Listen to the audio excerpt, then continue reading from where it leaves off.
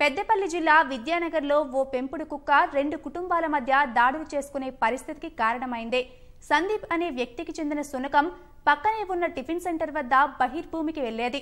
చిరాకు చెందిన యజమాని సందీప్తో వాగ్వాదానికి దిగాడు.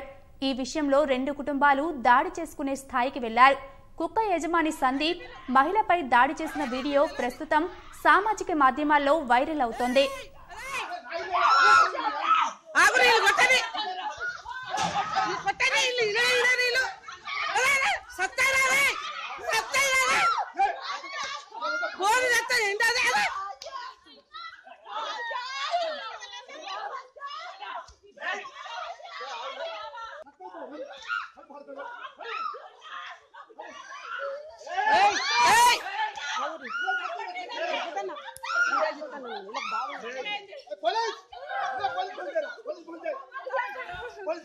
చచ్చిపోయేటట్టు పాపం